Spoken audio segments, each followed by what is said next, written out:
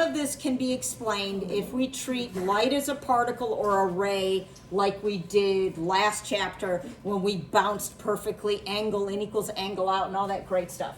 So now again, so last time we talked about single, like a one thin slit and then two thin slits and what would happen. Well, now we're going to move on and talk about a cool little tool called a diffraction grating. And gratings are just when you put a large, oh look, mine's actually the same. Oh no, this one says 1,000 and that one says 500. But you put a large number of equally spaced slits. All right, these are called an interference grating because guess what happens when light goes through it as a wave? They interfere. And so, first of all, if you look at them, they're like transparent. And you go, that doesn't look like a bunch of thin slits.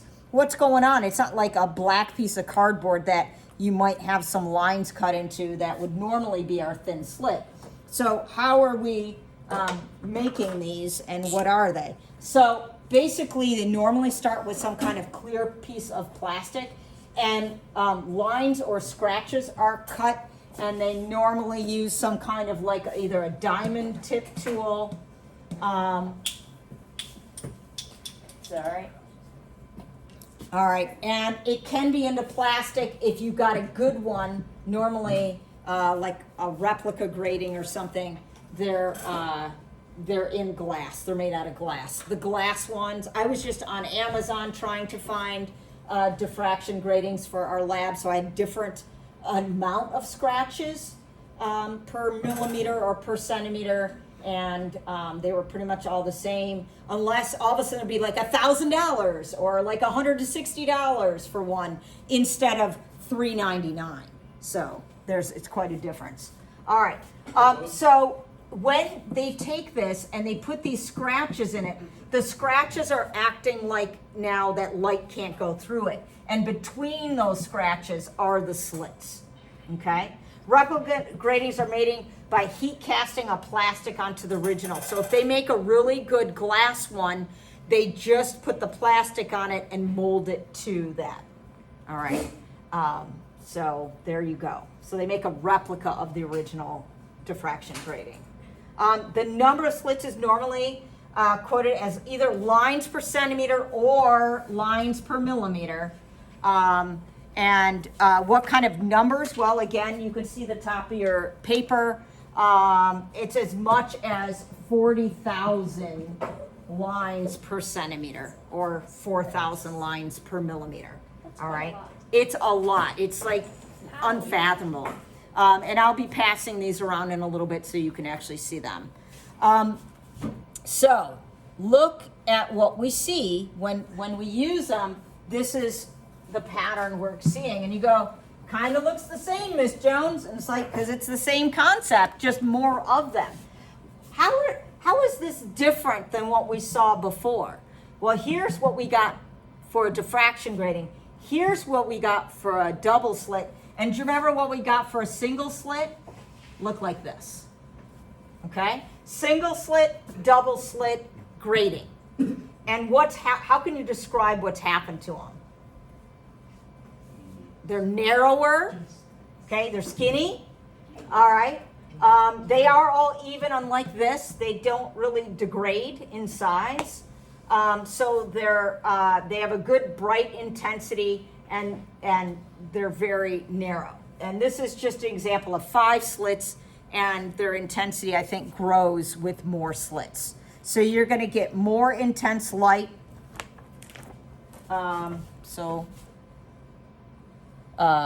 Yeah, I put that down there. So you're going to get more intense light. The bright fringes, I don't like this, but the bright fringes are called principal fringes. Unlike before, you had a principal maxima. There's one principal, and now look at, they're all principal fringes. So we call them all principals. There isn't one principal like our school. Okay. That's all I can say. I don't know what to say. All right. So they can also principal maxima, but again, they are all called that. So they're all places where we have a light maximum, and they're equal in light maximum, okay? There you go. All right, so how do these form? We can see that by this picture here. We get constructive interference, we get a narrow, like we said, a narrower fringe, and what's happening here. So you can look, let me see if I can lower this a little. We can have light from the first slit, right, or land, where do I say? Depends on which way you want it, which way did it. So you can have this guy come over here, right, and then, so light from the first slit lands where the first order maximum is. Light from the second slit, so if you have a second slit to get here, what do we know? That, again, like we talked about before, this has to be one wavelength different so that it hits in phase, both up, let's say, or both down. Yeah, I guess it would, whatever, both up or down, and they would match. So each one would have to be one wavelength difference, okay? So, and that's what we have. So light from the third slit has to travel one wavelength further than the second one. So each one is going to make that path one wavelength different. And you can just keep repeating this, though, for each of those. So we have more, instead of having two slits, imagine, where you could get constructive interference, and you just have the small window of constructive interference. If you have a whole bunch of these slits, then you have a bunch of opportunity for things to match up.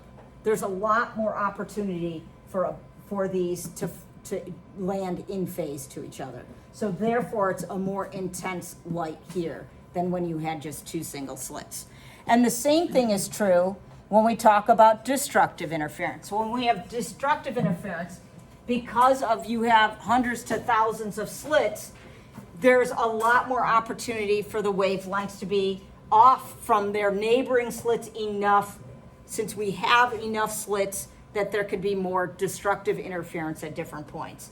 So you've created a narrowing of where there's an intensity and maybe more areas that it doesn't exactly match up, okay? What else do I want to say? So we get a narrower or sharper maximum. Do you know how late the comes out? All right, so why do we like this? If we have sharp fringes, it allows us to be much more exact in our measurements. So it isn't like some broad area. If we have a broad area and the angle goes from blah, blah, there's this large, basically, error rating. If you have a very fine point, exact point where something is, you can measure that angle exactly. And if we can measure that angle exactly, then we can figure out what wavelength of light it is. Because all of this does depend, right? It has to be one wavelength different. And if you have different colors of light, right, you'll get different locations of where the principal maxima are going to be. All right? What does the we're just about to get to the uses. Okay, exactly. So we are going to use it in the lab to measure wavelengths. So we're going to have a sodium colored light making a sodium excited light, and we're going to try to figure out that. And we're going to just use our diffraction grating. All right. We can use it to separate components. So I'm going to pass these along, some different ones, to my wonderful audience here. We're wonderful? Well, We're beautiful. I say that only on the. We get an appearance? You Okay. don't see any slits, just joking. Okay, so you gotta hold Just that up to joking. your eye. I'm not joking. Well, you can't. Let me see if I can do the form for you. Oh, you can see through it. Do you see things? You're weavy. Really? Oh, I think it's wavy. What does it do though to look through it? Oh, I like see rainbow. What does it do to look through it though? So it's doing this. Yeah, but what? So we're looking through, you look at the light. If you look at a fluorescent tube light, there's more than one wavelength. Did you turn it the right way? And you can move, it should break, it should be breaking it into lines. And you should be able to see a line spectrum. I don't like this one very well. All right. So you should be able to see it do this. Oh, I see different colors. You see the different colors because depending on the wavelength, it's going to put that maxima at a different location. So I And think the purple's turning into like. oh, the purple, you can see the purple is made out of multiple colors. You can see there is a blue and a green and a red or whatever is in there. It's trouble in here because there's too much light pollution and different sources of light. So what we're going to do in class is I got my blackout shades are going to be completely down. All the LEDs, all the fluorescent lights are gone. And we're going to be specifically looking at gas tubes, like a hydrogen gas tube. I can, what other ones? We have helium. We might have an oxygen, a carbon dioxide, a nitrogen. I have to still pull those out. And we're going to do our sodium light. Okay? All right. Is it still game day? Okay. So our goal, so we got our formula here. So our goal is we're going to be looking at a spectrum and we're going to look through it and we're going to see how much over it has shifted. So we're going to have a real light source, let's say here or whatever. We're looking through a diffraction grating or here. Actually, so we can have our beam of light coming in. We're here and we can see what we see. We see it over to the side, some amount. And however much that angle is, then we're going to plug into our formula. And it should look pretty familiar. So this is like our formula we had already. So sine angle m lambda over d.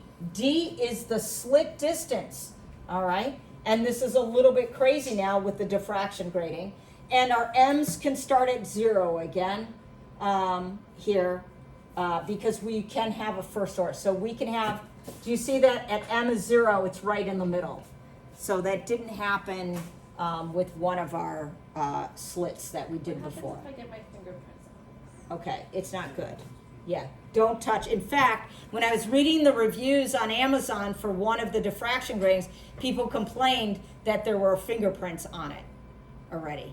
And so, yeah, So it's not good. We should clean them. Yeah, I mean, if Oh, you're we can doing clean it. We high-end can stuff, clean it. yes. oh, I thought I ruined it. No, but we'll try Well, not to you put our wouldn't fingers warn all us. over it. Okay, Don't All point right. your eyebrows at me. let's do a problem. Wait, why'd you take them off? It's no longer game day. Why? Okay, It's all the whistleblower. all right, guys. Me? All right, so we have a mixture of violet light, which I'm telling you has approximately a wavelength of 410 nanometers. Red light's 660. Fall on a diffraction grating. Here is very typical. It tells you how many lines per centimeter. For each color, find the angle that locates the first order maxima. So notice we call it first order. The middle one, we're not counting because obviously that's at 0. So we want to know how much over are you gonna see it.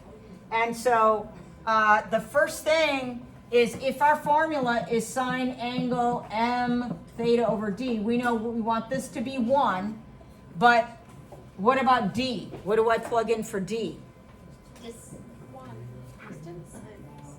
Distance. I need the distance between the scratches. What you're always listed is how many scratches there are in a distance. So in 1 centimeter, we know there's 10,000 scratches. So what do I need to do?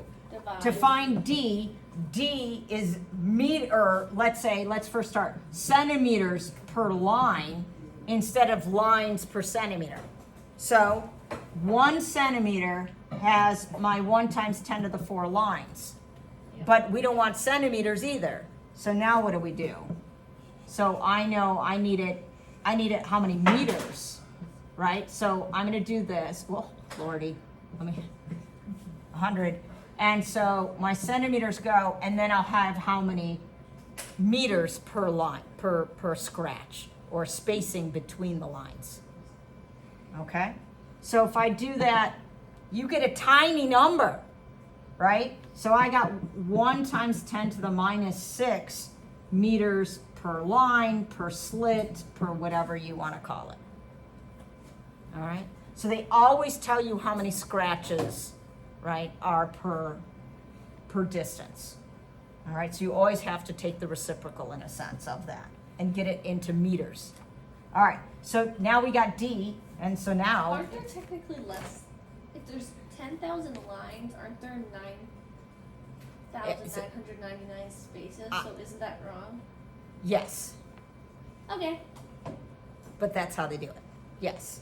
I guess you could subtract. I think it doesn't matter because you're in the fourth. It seems negligible. Yes. Yeah, but technically, It I'm just defi- asking. Yes. Yes. Okay. Okay. Because they normally say lines and not the spaces. They always tell you how many scratches there are. Okay. So now we do sine angle. Easy peasy. 1 times. Let's do 410 first. Don't forget times 10 to the negative 9, nano is baby, right? Over that little number, which is, right, micro. Here, I'll put it with sig figs, 1.0 times 10 to the minus 6. All right? And when you do that, it equals 0.41 right there. And so then I have to take the inverse sine of 0.41, and I get 24 degrees. Okay? Which, by the way, if anyone read the fine print here, they say violet color is diverted at an angle of 24 degrees. Okay. All right. So let's redo the problem with red. And so the only thing that changes is this number, right? So I'm just going to do sine angle 1 times 660, right, over my 1 times 10 to the minus 6, because it didn't change my diffraction rating. And when I solve for that angle, I get 38 degrees. Okay? So the spread, right, goes from a 24 degree to a 30. That's quite a big spread, by the way, to 38 degrees. So you have a rainbow spread out over 14 degrees. The caption says red's 45. Oh, I know that. But it depends on which color red. Okay. Because this, like, I mean, are they counting like?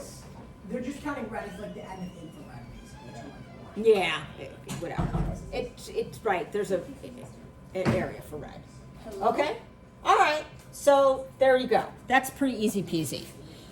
If we want this now, again, what are the applications? If you go again on Amazon and look for diffraction gratings, they'll sell you one. It says for blah blah spectroscope or whatever. Or they'd sell you big sheets and then you can make spectroscopes out of them.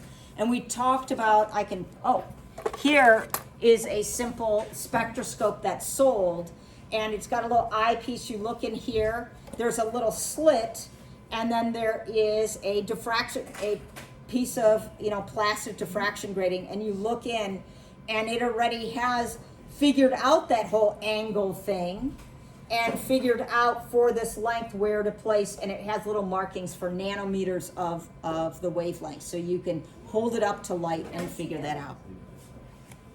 You could just throw it? It's Which they're one like, do I look through? This? yep, you gotta hold it up to a good light source. Okay. All right, so again, we're to measure a wavelength. We can do this in the lab. We'll look at excited gases. And excited, if you had chemistry, just pretend you did. And when you had chemistry, you learned that there was, let's say, a ground state. Do you remember ground state? An excited state? I was a regular cat. So normally 1s2, 2s2, 2p6, 3s2, 3p6, 4s2, 3d10. Who could do this with me? Okay? Anyways, so when you put these, was that some PTSD for some? Okay, so normally that's ground state, guys. So if you give an atom either heat or electricity, you can make that electron jump. And it jumps to a higher level because you gave it energy. It's like its potential energy went up. Well, just like when you throw a ball in the air, is it going to stay there? No, because it's more, it wants to have less energy and can fall back down. Now, the interesting thing that happens is, even though you give this either heat or electricity in some way to make that happen, when it falls back down, it has to release energy. And guess what? It doesn't release it in electricity or heat. Instead, it gives off electromagnetic radiation.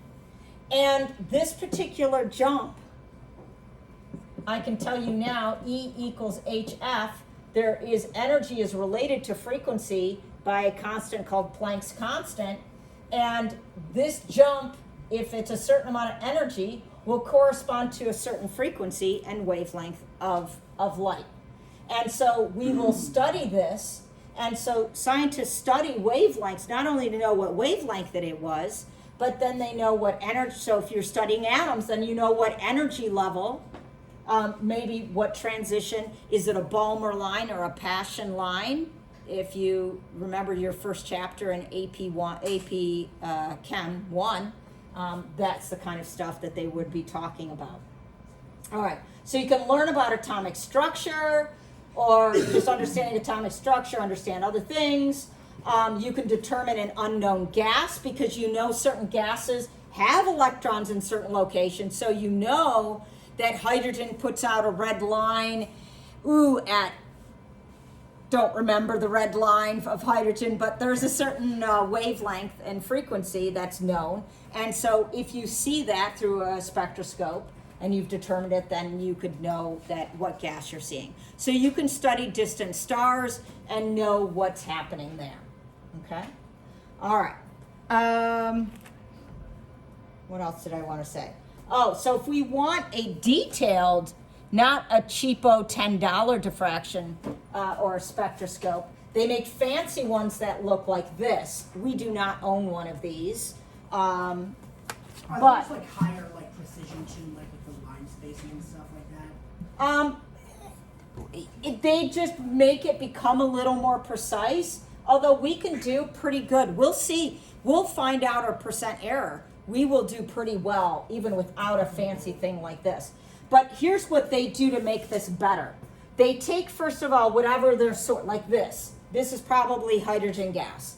And they put it through a collimator. Woo! What does that do? So, is that my word? There's my collimator.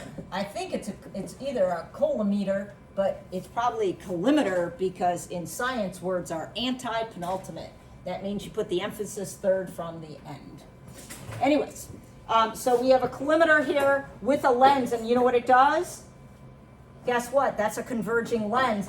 They make sure it comes out. Whoa, what happened to my through? But something happened. They put the slit so it ends up being at the focal point, and if we do that, we can make light come out parallel. So our goal is to have parallel rays hit our diffraction grating. And then we can end up having that light bend, right? So we have this maxima and we have this maxima, but remember each color has a different maxima. So, the violet moves, here, I'll diagram it. So maybe. So our violet bent more and our red bent less. And so what you do with this instrument, this particular little scope can move at different angles, precise angles. So you can bend it to so it's gonna get shot through here, shot through this, and then you line this up. Ooh, I see the light, literally, okay? And then you measure that angle, all right? We're gonna do it in a little bit simpler way. You're gonna point and say, I see the light over here to your lab partner. And the partner says, here? And they measure with a ruler. Huh, you see it over here? Yeah. but it works out pretty well. So we'll see that. But this is the fancy version, okay? This is one of the best labs I ever did during COVID, because if I had a good set of lab partners and one was at home, because we had 50% would only come to class, right? So I had, your partner was at home.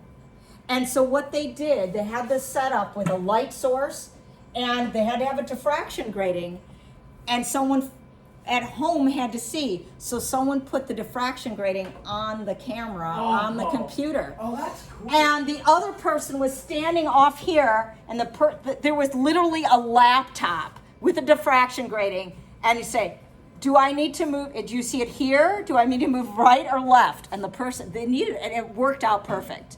So it was the best actually remote lab ever to be done. Okay, and never to be done again. All right. Okay, so again, once you know the angle, you can find the wavelength. All right. There are different kinds of things you can see through diffraction gratings. So depending on if you have like a gas that produced a rainbow, or whatever was burning somewhere produced a rainbow, it can go through an atmosphere that maybe carbon dioxide or different gases actually absorb a particular wavelength. Then you get an absorption spectrum. So you get this full continuous spectrum that's got black spots that were created by different gases that took that little part, that particular wavelength out of your picture. And that can tell you information. All right, we will be doing emission spectrum, where we're looking at particular colors that emitted from excited gases. And this is what you see if you have light, like sunlight or whatever, that has all the colors, or a full spectrum light will have all the colors, and you get the complete rainbow. How do we measure like light from just the photosphere? Oh, how? It's gotta be all mixed together. So, right? so we're saying that you're assuming this photosphere is blocking some of it, but you would have to be, I mean, so if there's other things, yeah, I don't know exactly, but Or either way, like when we look at the sun and that some part of right, the sun some is- we don't see, then we know it got blocked by some different gases or whatever. Okay, now look at changing gears. Our last topic. Our last topic is thin film interference, and it's like the same but different.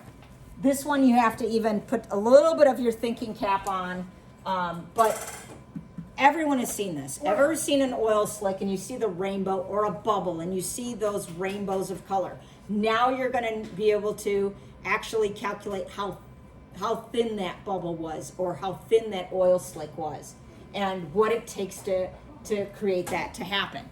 And basically you have two reflections. Now we're putting last chapter and this chapter together. So imagine you've got a light beam coming in, right? And it could reflect out, right? So light's coming in and reflecting off the surface of something. But what else is an option? The light could also enter that medium, if it's transparent, right? And hit the next boundary. And guess what? And reflect off the back end. So if you have, I don't care, a piece of glass, a piece of plastic, an oil layer, a soap bubble, whatever, if you have light coming in, some will bounce off the surface and some will bounce off the back end. Now, how do you get all this cool stuff? Well, you tell me what's going to happen when this one, so we had some wave coming in, boop, and then it goes like this. So tell me when this one comes out and it's the same. When it's the same, you get constructive interference and you get it's brighter, okay? But what happens if instead this distance, when it went this way and came back, and this was up and this one bounced down? Well, then you get destructive interference. And that particular color would be gone, because this is a particular wavelength, a particular color, And it's either going to do constructive interference or destructive or somewhere in between. Okay? All right.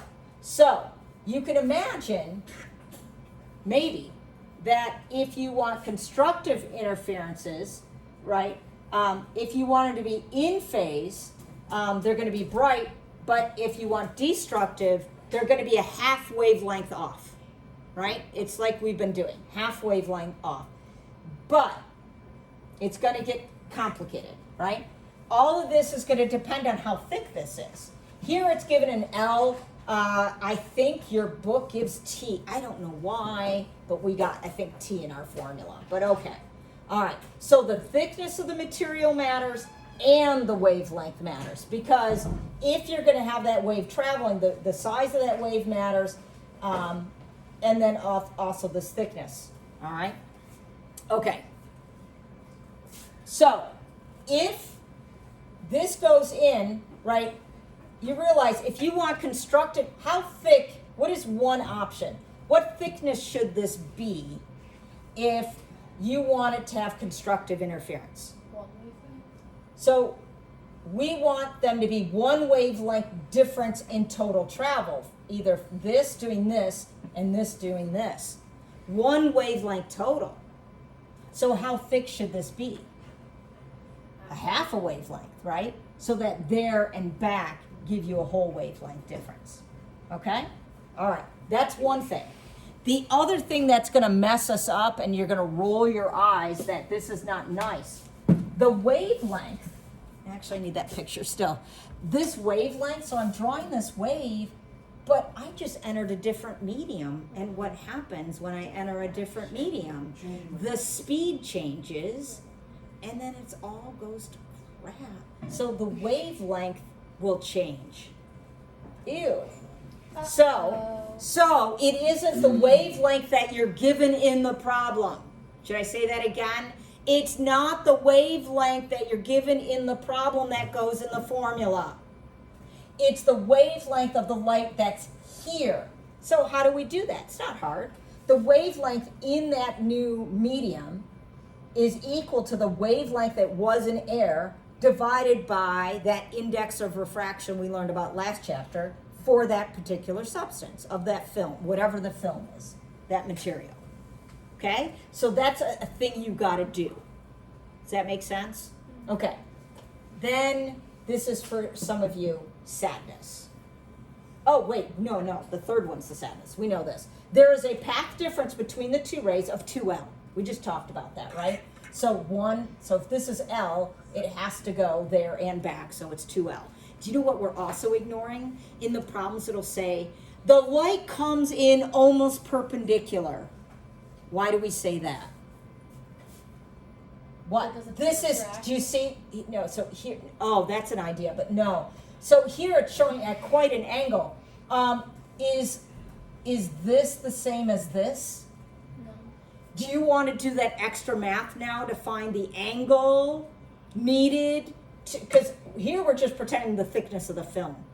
We are approximating the thickness of the film. Because otherwise you would need to know this angle and measure this distance and change it back to this distance.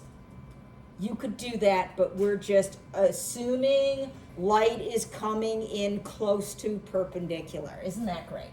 Okay, so we took care of that. We're just going to call it 2L is equal to that wavelength. Okay, this one's not so nice. There can be a phase change. And in fact, normally there is when a wave reflects off a harder or optically denser surface. You know this, a phase change, not as in from solid, liquid, and gas, but do you remember long ago, my slinkies are gone. Do you remember long ago, last year, do you remember the Slinky Lab? Do you remember when you sent a wave, let's talk about this, and a wave hits a hard surface? How does it reflect? Does it go back on itself? Mm-mm. Do you remember it did that? Do you remember it inverts? And, whoops. And when you did it, we actually sent a pulse to a spot and you'd watch it would come back the other way. If you sent a pulse like this and it went boop, boop, boop, boop, boop, When it hit a hard surface, it would come back like this. Boop, boop, boop, boop, boop. All right? So, and I said when you hit a hard surface. Well, guess what constitutes a hard surface for when you have different ends is a bigger N. If you go from a lower N, and if this material out here has a bigger N, then it's going to flip. It's gonna flip or change phase is what we say. Okay? All right. So that changes what's going on, doesn't it? So it changes our formula. So you have to be very cognizant of what's going on. So look at these pictures right here. Here is one. Let's study the ends. You have a ray that starts in air. Well, that's the lowest N possible. Tell me what happens when that hits a soap film that's N of 1. If it's coming in like this, up, how is it going to come out? Out. It's good. Out. If this was up, this one's going to be down. Yeah? It's going to start. So it's going to change phase because you went from an N of 1 to N of 1.35. Okay? So this has one phase change. Okay? So this is, we'd say, out of phase. Then what about the one that went through?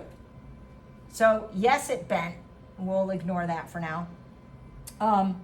It went in here, and there's glass under the soap film. If there's glass under the soap film, the N is even higher. So once again, this would come in whatever way. It's bad. Coming up, it would leave down. So again, there is a phase change. Okay? So overall, if you have a phase change and a phase change, how will they arrive? Out of phase or in phase? In phase. They both got inverted, right? So if this is the right distance, this would leave in phase. Okay? To pick a formula, we don't care that one of them is in phase or out of phase. We have to look at the whole thing and decide, is this scenario an in phase or an out of phase scenario? Let's look at the next picture. I bet you can guess what it is. All right, here, how have we changed it? We have air, soap film, and air. So this would be like you blew a bubble, right? Okay? And here, we get the phase change because we go to a higher N, but look at this one. This one goes, the soap film is N of 1.35, but air is 1. So this one does not. So this has no phase change, but this has phase change. So overall, what can you say about these rays? Are they in phase or out of phase? Out of phase. That's all you need to figure out every time. And then you go, okay, now that I'm armed with that, let's pick a formula. Okay? All right, there we go. Look, they're color-coded. Isn't that awesome? Okay, so if both rays reflect the same, no net phase shift, and the rays come out almost perpendicular, there's my little thing to pretend like they come in and go out straight, then we have constructive interference at 2t equals m times the wavelength, okay? Remember, this is the thickness. There you go. Thickness of film. Here is the order, but you know, you can pick to do 0th order on. And then don't forget the most important part is this is the wavelength within the film. Not outside the film, not the given wavelength, you know, that the light started at. Okay? If you want destructive interference, doesn't it make sense? You offset it by half. Easy peasy, right? So look at if there is a phase shift, all right, between the two. One in phase and one out of phase. What's happened to the formulas? Flip. They're just, right, they're opposite. That's it. M is the order, so it is that we could have, it's off by 1 wavelength, or it's off by 2 wavelength, or it's off by 3 wavelengths, etc. Okay? All right? Doesn't this kind of make sense? So there's the only tricky things is to make sure you've thought about the indices of refraction, the ends, and then you can answer it. Then it's plug and chug. But you do have to make sure you fix the wavelength and the other.